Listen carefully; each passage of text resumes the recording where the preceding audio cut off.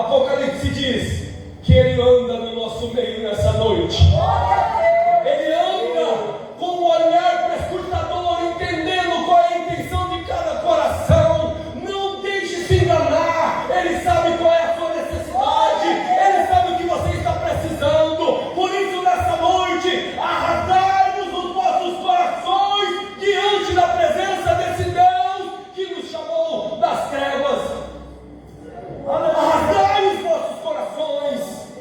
Não arrasgai os vossos mantos e nem as vossas capas, mas arrasgai os vossos corações com entendimento, porque o Deus que nós servimos é suficiente, poderoso e poderoso para olhar entre juntas e medulas, e é apto para discernir o que está na nossa consciência. É Ele que nos julgará naquele grande e glorioso dia. É Ele que nos galardoará pelas nossas boas obras naquele grande e glorioso dia. É Ele que olhará para nós e falará: vinde benditos de meu Pai. Porque é para isso que nós estamos aqui. Nós estamos aqui para relembrar de que um dia Cristo voltará para buscar uma igreja santa, uma igreja lavada, uma igreja redimida de todo o pecado. Cristo, Ele não virá buscar um povo que só pensa nas coisas dessa terra. Cristo virá para buscar um povo que já morreu com Ele e já ressuscitou com Ele.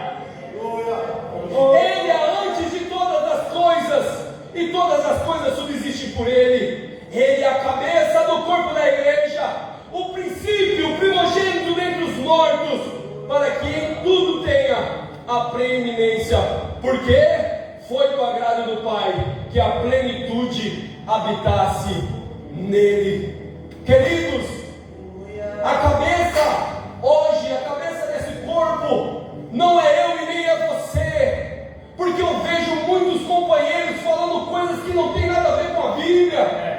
Tem muitos aí falando que Deus te colocou por cabeça e não por cauda. Para com isso, meus irmãos. Hoje quem é a cabeça da igreja se chama Cristo Jesus. Eu e você fazemos parte desse corpo.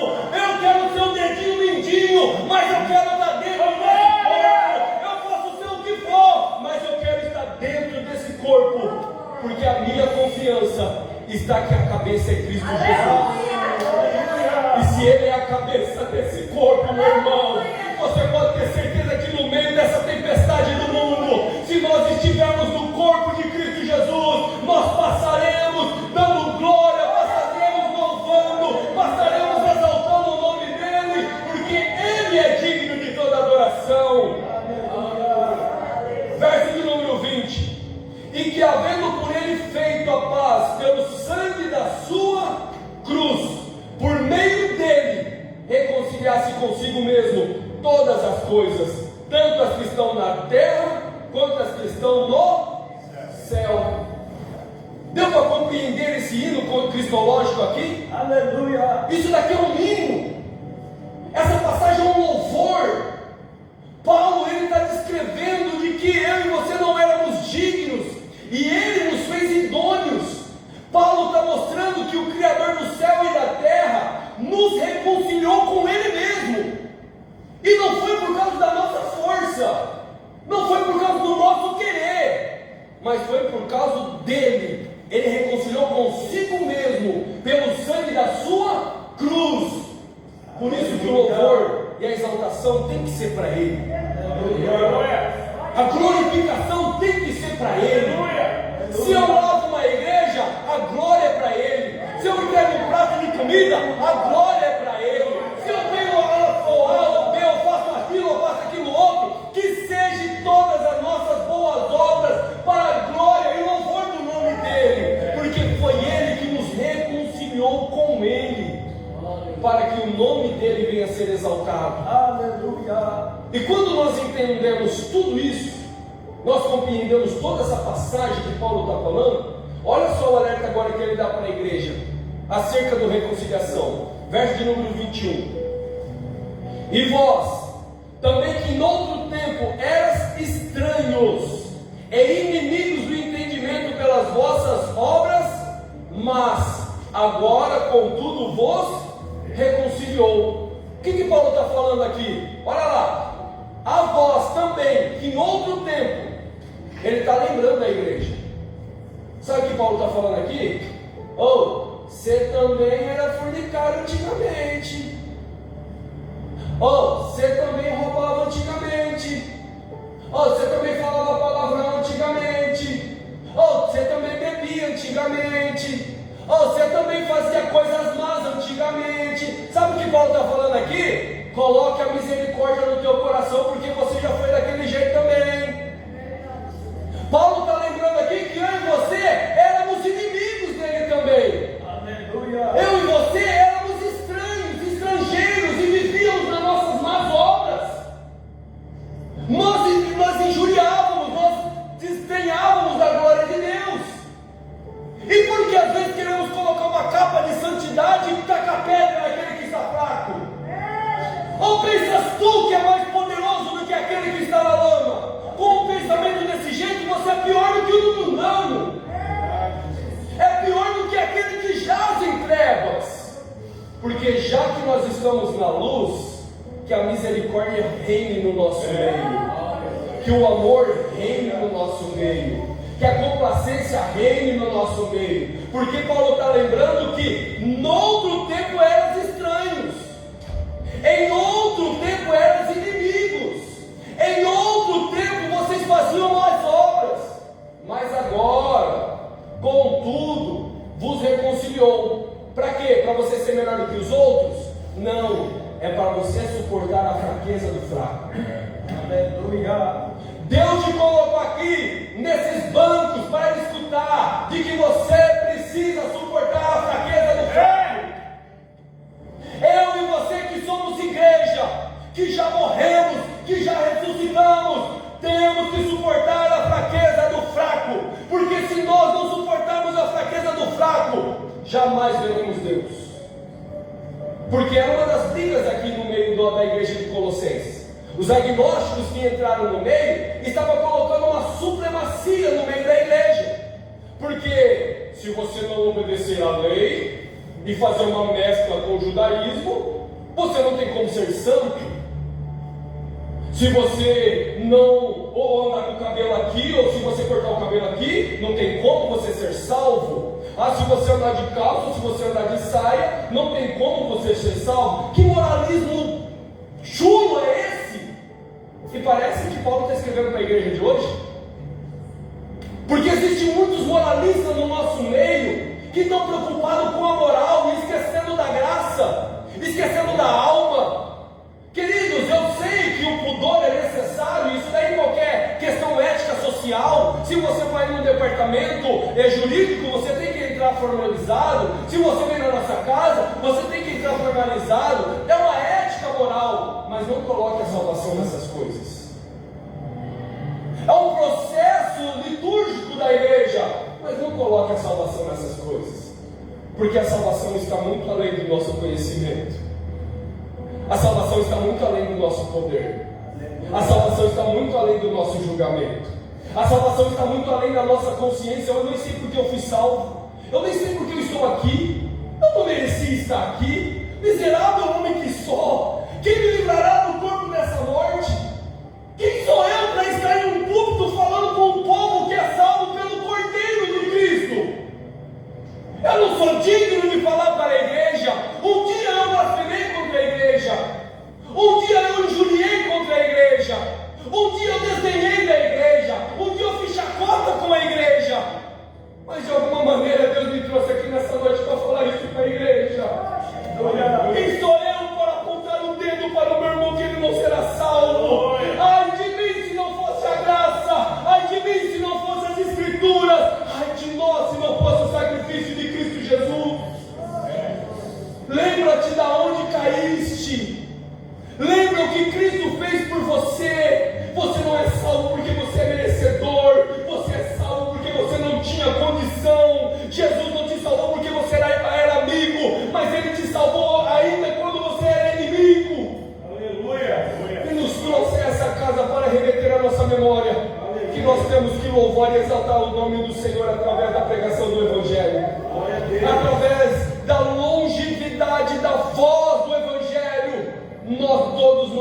encontraremos naquele céu. Aquele que verdadeiramente é salvo deseja que todos sejam salvos.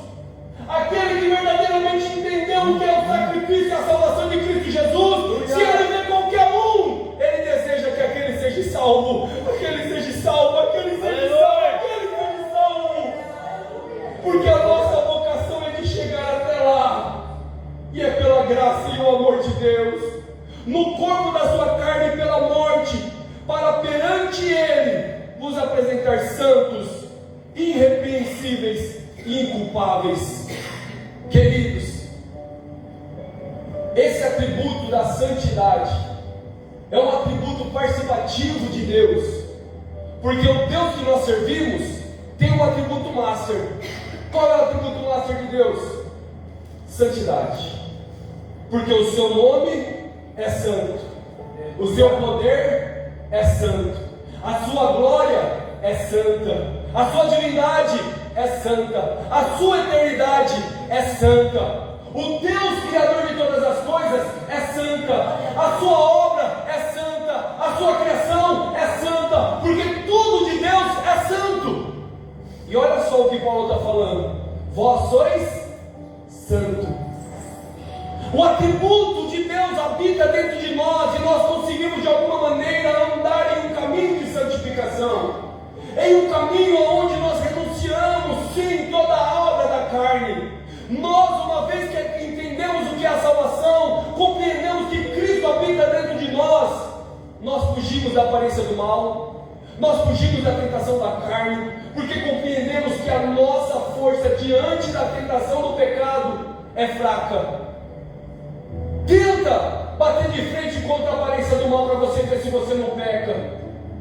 Tenta bater uma de fortão e ir de frente contra o pecado para você ver se você não se arrebenta. É por isso que Paulo fala: se abstenha de toda aparência do mal, fuja, cai fora, não brigue com ele, você vai perder. Jesus fala resistir ao diabo através da palavra para ir contra as heresias, mas contra a tentação da carne Paulo orienta: foge. E isso faz parte da santidade. Isso faz parte de ser santo. Olha lá, para ser santo, irrepreensíveis. Opa, irrepreensível não quer dizer ser infalível. Ninguém aqui é infalível. Todos nós erramos, todos nós tropeçamos. Só que a ideia de ser irrepreensível é de ser exemplo e honesto até quando eu erro. Não é porque eu sou pastor que eu não preciso pedir perdão. E eu acho que um dos maiores exemplos é de quando uma liderança erra e ela se redime. Porque todos nós estamos no mesmo balaio. A tentação e aí Satanás luta com a mesma velocidade com ambos. Ah, mas vem mais forte com o pastor do que o irmãozinho que não é pastor? Quem disse isso? Alguém tem aqui condição de julgar fora o íntimo, de saber quem que é forte e quem não é forte? De repente a tua fortaleza, eu não aguentaria nem com o dedo. De repente o que você aguenta nas lutas, eu não suportaria. E talvez o que eu suporto, você não suportaria. O grau pode ser diferente, mas a tentação é a mesma. A dificuldade é a mesma, a luta é a mesma. É que não vem luta maior do que nós não podemos suportar. Mas antes Deus abre um escape e te dá uma saída. E é isso que é ser irrepreensível. É que você peca porque quer. Peca porque quer. Porque hoje você já é livre da tentação do pecado. Aleluia. Na antiga aliança, antes de morrer e antes de ressuscitar, quando eu pecava, eu colocava a culpa em quem? Na mulher que tu me deste. Eu colocava a culpa em quem? Na serpente que me tentou. Não é isso? Antes de morrer, antes de ressuscitar, eu colocava a culpa porque eu estava no velho Adão. Mas agora, se eu morri e ressuscitei e é Cristo que habita em mim, em quem eu vou colocar a culpa quando eu peco? Você vai colocar a culpa em Cristo?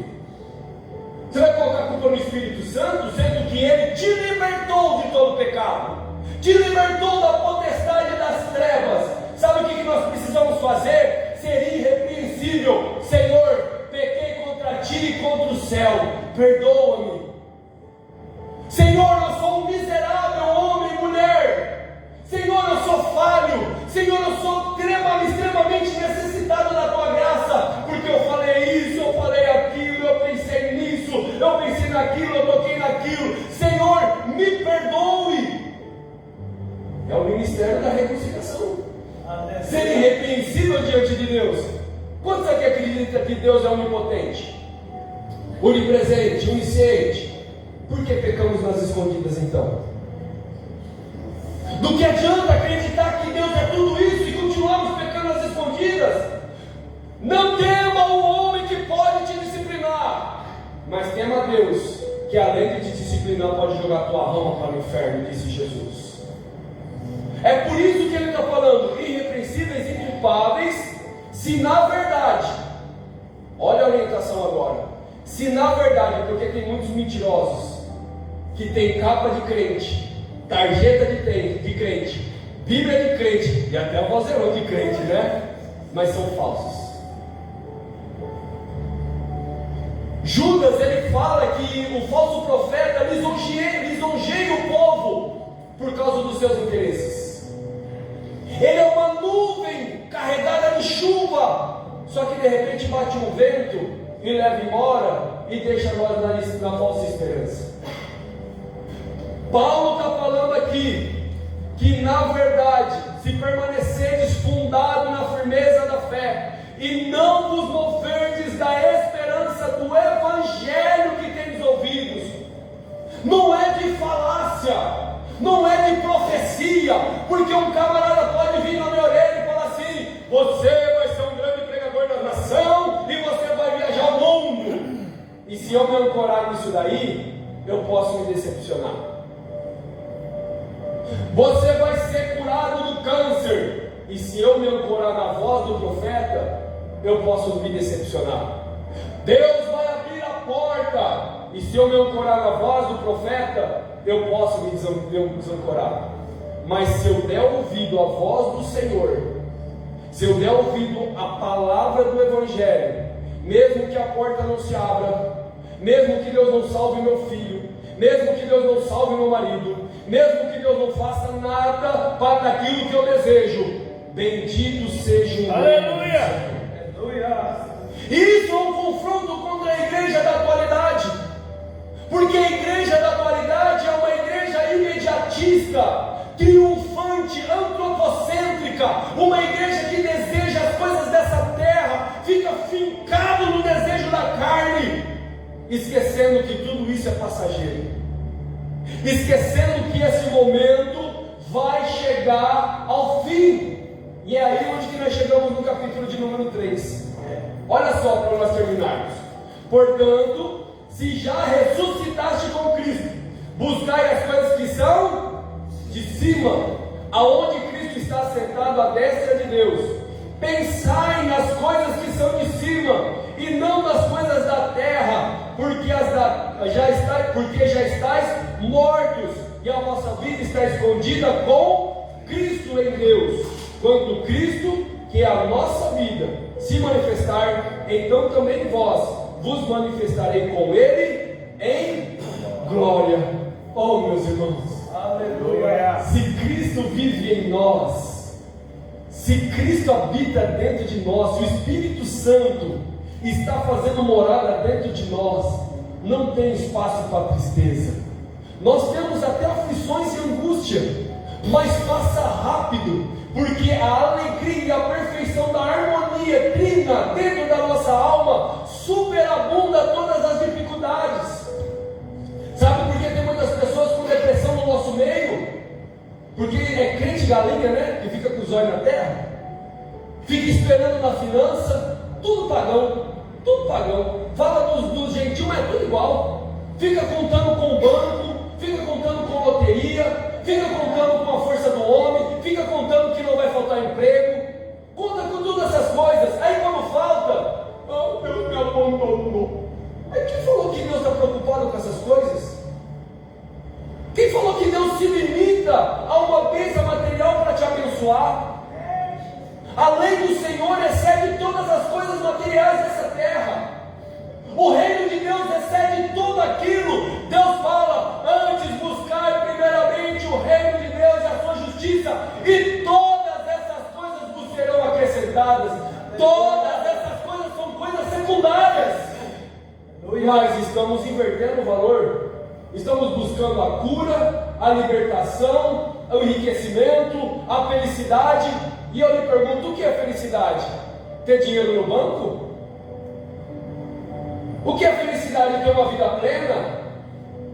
Jesus certa vez disse: eu vou assemelhar essa geração, sabe como? Como aqueles jovens que vão à praça e começam a cantar, e aí eles reclamam falando que a música não é muito agitada. Eu lhe assemelhei e como aquelas pessoas que vão para o funeral, e quando começa a tocar a música de fúnebre, eles começam a reclamar que a música é muito lenta. Jesus falou que ia assemelhar essa geração como uma geração ingrata, porque se tem saúde, reclama porque não tem dinheiro, porque se tem dinheiro, reclama porque não tem saúde, porque se tem isso, reclama porque não tem aquilo, se tem aquilo, reclama porque não tem aquilo outro. Ou geração que não é feliz com aquilo que tem. É uma geração que não está satisfeita. É uma geração que aperta 3 vezes. O Daniel é esse que aperta 3 vezes no WhatsApp para escutar mais rápido. É rápido as coisas. Uma geração que está sem paciência nas coisas eternas. Muitas pessoas estão sofrendo um bombardeio psicológico, psicossomático, na ansiedade, na angústia, na família, porque estão perdendo a esperança da volta de Cristo Jesus. Aleluia. Falamos da volta de Cristo Jesus e muitos só simplesmente falam: ah, é verdade, mas quando sai para fora dessa porta, continua da mesma maneira. Muitas pessoas sabem que Cristo vai voltar, mas muito entre nós deseja que Ele não volte enquanto eu não construir a minha casa. Muitos desejam que Cristo não volte enquanto eu não casar. Irmãos, se for para mim estar na glória agora, tchau para quem quiser. Eu quero estar com Cristo Jesus, porque Ele é alegria eterna. Mas enquanto nós não estivermos lá, vamos pensar nas coisas que são de cima, porque o tempo vai passar, a terra vai passar, tudo isso vai se queimar, mas a nossa alma, se estivermos com Cristo, nós estaremos com a plena felicidade, junto com o Pai, com o Filho, com o Espírito Santo, na unidade plena da comunhão, para toda a eternidade. E todos que podem, digam amém. Pastor Zé Luiz, muito obrigado, meu pastor, obrigado por essa oportunidade. Vamos só fazer uma oração de agradecimento ao Senhor. Se coloque de pé, louvar a Deus pelo privilégio que Ele nos concede, que através do sacrifício de Cristo Jesus, nós temos o privilégio e a dádiva de podermos servir. Aleluia! Agradeço a Deus pela vida de cada um e peço, continue, não desmoreça na vossa fé, não se preocupe com as coisas dessa terra, porque Deus há de construir tudo aquilo que você necessita. Ele lhe apresentará o escape na hora necessária, no momento oportuno. Descansa o vosso coração em Deus, porque Ele já te tirou das trevas e hoje você habita na gloriosa glória de Jesus. Oremos, Senhor, diante da Tua glória, Pai, diante da Tua presença, diante, Senhor, da manifestação do Seu poder. Nós, Senhor, te agradecemos pela dádiva da vida, pelo privilégio ao qual o Senhor tem nos concedido de sermos chamados de seus filhos. E a Ti, neste momento, Senhor, nós te clamamos, rogamos, meu Pai, por cada um dos Teus filhos que aqui está nessa casa. Tu conheces, Senhor, a cada coração, sabes, Senhor, a cada necessidade. Tu sabes, Senhor, o que Teus filhos necessitam. E nessa noite, meu Pai, eles vieram aqui nessa casa, não, Senhor, com a intenção mútua de receber, não. Eles vieram na intenção de te glorificar, aleluia, de te exaltar, de ofertar ao Senhor o nosso culto de adoração. Mas nós sabemos que o Senhor é um Deus zeloso, é um Pai amoroso, e que trabalha por aquele que nele espera. E a Tua igreja, Senhor, espera a manifestação da Sua glória em cada um. Senhor, Tu és o dono do ouro, é o dono da prata. Tu és aquele que abre a porta, que fecha a porta. Tu és o Deus, Senhor, do mistério. Tu és o Deus da revelação. Tu és o Deus da reconciliação. Tu és o Deus da paz, e o Senhor nos deu a paz, não a paz como a do mundo, mas a paz que excede todo entendimento. Senhor, eu rogo pelos teus filhos, para que o Senhor possa derramar paz, amor, harmonia, longanimidade, benignidade. Derrama, Senhor, prosperidade, derrame, Senhor, paz, saúde, derrame, Senhor, harmonia em nossos lares. Que em tudo, Senhor, que os seus filhos fizer, venha ser para a glória, louvor e exaltação do teu nome. Senhor, somos gratos pela vida e pelo sacrifício do seu Filho, e somos gratos pela dádiva da salvação. Nós te louvamos e te engrandecemos no nome do nosso Senhor e Salvador